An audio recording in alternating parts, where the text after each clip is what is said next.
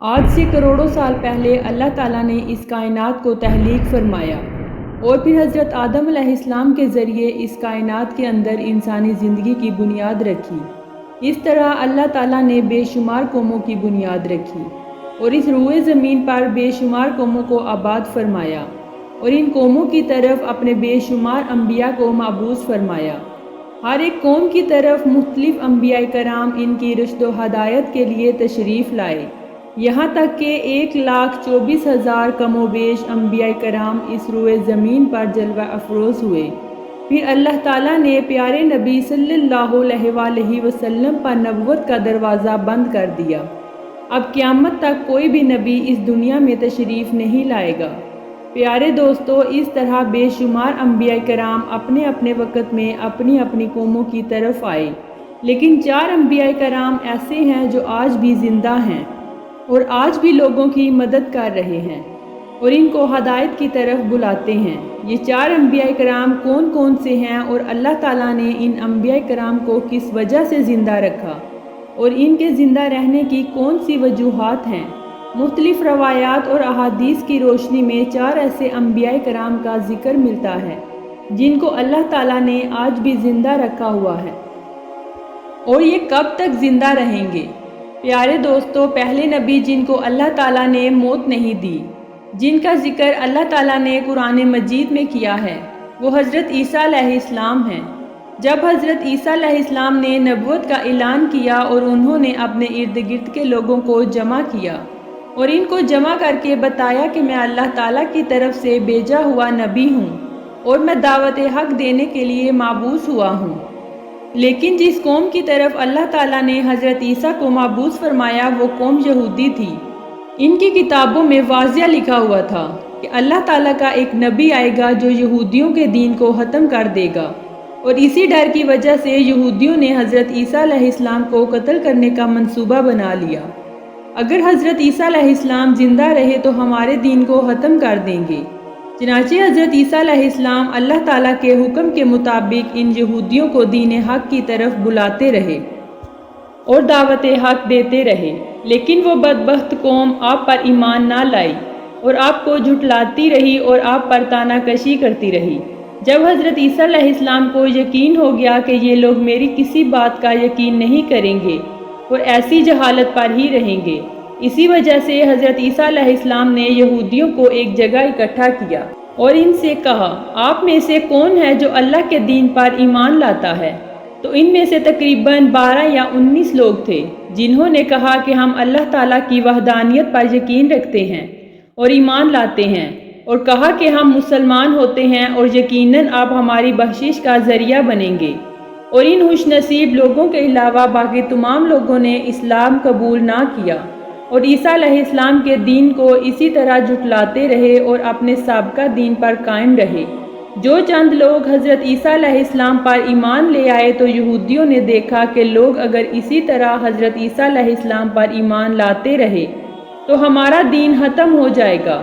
کیوں نہ حضرت عیسیٰ علیہ السلام کو دعوت حق دینے سے روکا جائے، اور اس طرح تمام یہودیوں نے مشاورت کے ساتھ حضرت عیسیٰ علیہ السلام کو قتل کرنے کا منصوبہ بنایا۔ چنانچہ یہودیوں نے ایک توتیانوس نامی شخص کو مقرر کر لیا کہ وہ حضرت عیسیٰ علیہ السلام کو قتل کر دے، اور پھر جب وہ شخص حضرت عیسیٰ علیہ السلام کو قتل کرنے کے ارادے سے جا رہا تھا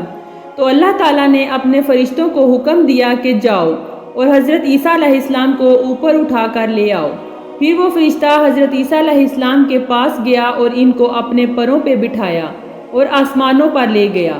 جب آپ آسمان پر پہنچے تو آپ کی ملاقات آپ کی والدہ یعنی حضرت مریم علیہ السلام سے ہوئی۔ اس وقت آپ کی والدہ نے آپ کو پیار کیا اور گلے لگایا۔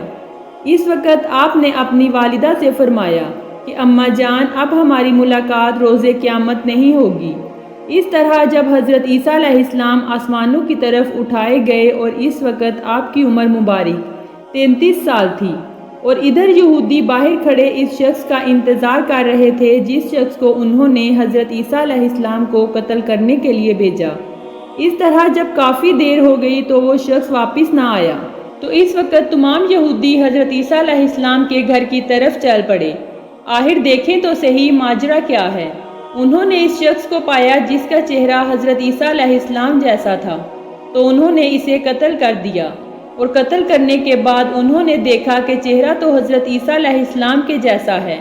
لیکن یہ ہمارا بھیجا ہوا شخص ہی تھا، یعنی طوطیانوس ہے، جس کو ہم نے حضرت عیسیٰ علیہ السلام کو قتل کرنے بھیجا۔ یہ دیکھ کر یہودی دو گروہوں میں تقسیم ہو گئے اور تمام یہودی آپس میں لڑنے جھگڑنے لگے، اور اس لڑائی میں بہت سے یہودی قتل ہوئے، جس طرح اللہ تعالیٰ سورہ نساء میں ارشاد فرماتا ہے،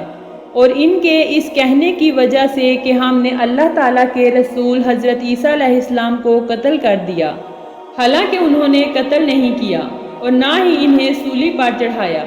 مگر ان کے لیے کسی کو حضرت عیسیٰ علیہ السلام کا ہم شکل بنا دیا، اور بے شک جو لوگ ان کے بارے میں اختلاف کر رہے ہیں وہ شک میں پڑے ہوئے ہیں، اور ان کے پاس کچھ بھی علم نہیں، مگر یہ لوگ گمان کی پیروی کر رہے ہیں۔ بلکہ اللہ تعالیٰ نے حضرت عیسیٰ علیہ السلام کو آسمانوں پر اٹھا لیا، اور وہ ہرگز قتل نہیں ہوئے، اور بے شک اللہ تعالیٰ غالب و حکمت والا ہے۔ اور حدیث نبوی ہے کہ نبی کریم صلی اللہ علیہ وآلہ وسلم نے ارشاد فرمایا کہ حضرت عیسیٰ علیہ السلام قیامت سے پہلے زمین پر تشریف لائیں گے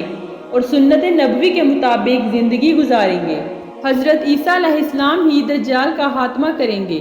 اور حضرت عیسیٰ علیہ السلام دنیا میں تقریباً 7 برس تک رہیں گے اور اللہ تعالیٰ کے دین کو عام فرمائیں گے، اور آپ کو مدینہ کی سرزمین میں گنبد خضرا میں دفن کیا جائے گا۔ اور جو لوگ یہ عقیدہ رکھتے ہیں کہ حضرت عیسیٰ علیہ السلام معاذ اللہ قتل ہو گئے یا سولی پر لٹکائے گئے تو وہ دائرہ اسلام سے خارج ہیں، وہ کفر کر رہے ہیں۔ ابھی بات کرتے ہیں دوسرے نبی حضرت خضر علیہ السلام کی، جن کو اللہ تعالیٰ نے زندگی عطا کی ہوئی۔ حضرت خضر علیہ السلام ظاہری طور پر اس دنیا میں تشریف لائیں گے جب دجال اس دنیا میں ظاہر ہوگا اور اپنا فتنہ فساد پھیلا رہا ہوگا، اور دجال لوگوں کو اللہ تعالیٰ کے دین سے دور کرے گا، تو اس وقت حضرت خضر علیہ السلام لوگوں کو اللہ تعالیٰ کے دین کا حکم دیں گے اور ان لوگوں کو اللہ تعالیٰ کی وحدانیت کی طرف بلائیں گے۔ ایک دوسری روایت میں آتا ہے کہ حضرت محمد صلی اللہ علیہ وآلہ وسلم اپنے صحابہ کرام کو خضر علیہ السلام کا قصہ سنا رہے تھے کہ حضرت خضر علیہ السلام کا باپ ایک بادشاہ تھا، اور حضرت خضر علیہ السلام کو بادشاہیت سے نوازنا چاہتا تھا، لیکن حضرت خضر علیہ السلام کو دنیا کی بادشاہیت پسند نہ آئی، اور حضرت خضر علیہ السلام اپنی والد کی سلطنت کا جانشین بننے سے انکار کر دیا، اور آپ اپنے والد گرامی سے ناراض ہو کر جنگلوں کی طرف چلے گئے، اور جہاں ان کو کوئی ڈھونڈ نہ سکا، اور وہاں آپ عبادت الہی میں مصروف ہو گئے، اور اسی دوران آپ کا گزر ایک آب حیات کے چشمے کے پاس سے ہوا۔ چشمے سے پانی پی کر آپ تا حیات زندہ رہنے میں کامیاب ہو گئے، اور آپ کا تا حیات زندہ رہنے کا ذکر کافی روایات میں ملتا ہے کہ جس طرح حضرت انس رضی اللہ تعالیٰ عنہ نے روایت کی کہ جب اللہ تعالیٰ کے پیارے نبی حضرت محمد صلی اللہ علیہ وآلہ وسلم کا انتقال ہوا تو ایک بزرگ سارے مجمع سے گزرتا ہوا رسول اکرم صلی اللہ علیہ وآلہ وسلم کے جسم انور کے پاس آ کر رک گیا، اور اس شخص نے کچھ پڑھا اور واپس چلا گیا۔ تو وہاں موجود صحابہ کرام نے پوچھا کہ یہ شخص کون تھا؟ اس مجمع سے کوئی بھی اسے جانتا نہیں تھا۔ تو اس وقت علی رضی اللہ تعالیٰ عنہ بولے کہ میں اس شخص کو جانتا ہوں، یہ حضرت خضر علیہ السلام ہیں۔ حضرت خضر علیہ السلام اللہ تعالیٰ کی مدد سے لوگوں کی رہنمائی کرتے ہیں، اور حضرت خضر علیہ السلام لوگوں کی اصلاح کر کے ان کو اللہ تعالیٰ کے حکم کے مطابق زندگی بسر کرنے کا حکم دیتے ہیں۔ بعض روایات میں حضرت خضر علیہ السلام کا ذکر حضرت ذوالقرنین علیہ السلام کے ساتھ بھی ملتا ہے۔ ناظرین، حضرت عیسیٰ علیہ السلام اور حضرت خضر علیہ السلام کے بعد تیسرے زندہ نبی جن کا ذکر قرآن مجید میں 2 جگہ موجود ہے وہ حضرت الیاس علیہ السلام ہیں۔ مختلف تفاسیر میں بیان کیا گیا ہے کہ حضرت الیاس علیہ السلام کو ایک نورانی گھوڑے پر بٹھا کر آسمانوں کی طرف لے جایا گیا، جس طرح حضرت انس رضی اللہ تعالیٰ عنہ روایت کرتے ہیں اور فرماتے ہیں کہ میں اور حضرت محمد صلی اللہ علیہ وآلہ وسلم ایک پہاڑ سے گزر رہے تھے۔ پہاڑ سے گزرتے ہوئے ایک آواز آئی کہ اللہ تعالیٰ مجھے بھی حضرت محمد صلی اللہ علیہ وسلم کا امتی بنا دے۔ یہ آواز سنتے ہی اللہ تعالیٰ کے نبی نے مجھے حکم دیا کہ اے انس، اس آواز کا پتہ لگاؤ کہ یہ کون ہے۔ تو حضرت انس رضی اللہ تعالیٰ عنہ فرماتے ہیں کہ میں ایک پہاڑ کے اندر گیا، میں نے دیکھا تو وہ کہنے لگے، اے بندے، تو محمد صلی اللہ علیہ وسلم کا صحابی ہے؟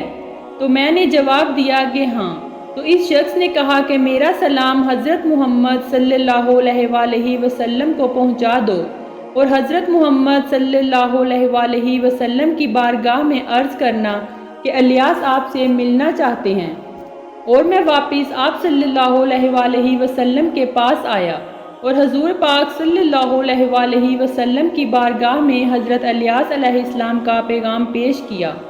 آپ صلی اللہ علیہ وسلم نے مجھے ساتھ لیا اور حضرت الیاس علیہ السلام سے ملنے چلے گئے۔ جب آپ صلی اللہ علیہ وسلم حضرت الیاس کے پاس پہنچے تو میں ان سے کچھ دور کھڑا ہو گیا، تو آپ صلی اللہ علیہ وسلم اور حضرت الیاس علیہ السلام کافی دیر تک باتیں کرتے رہے۔ اس دوران ان کے پاس آسمان سے کھانا نازل ہوا، تو اس وقت حضرت محمد صلی اللہ علیہ وسلم نے مجھے بھی اپنے پاس بلا لیا۔ اس طرح ہم تینوں نے مل کر کھانا کھایا۔ جب کھانا ختم ہو گیا تو میں نے دیکھا ایک سفید پوش پرندہ آسمان سے نیچے اتر رہا ہے، اور حضرت الیاس علیہ السلام اس پرندے پر سوار ہوئے اور آسمانوں کی طرف چلے گئے۔ بعض علماء نے لکھا ہے کہ حضرت الیاس علیہ السلام اور حضرت خضر علیہ السلام ہر رمضان بیت الشریف میں تشریف لاتے ہیں اور روزے رکھتے ہیں اور حج کرتے ہیں اور مختلف مقامات پر لوگوں کی مدد کرتے ہیں۔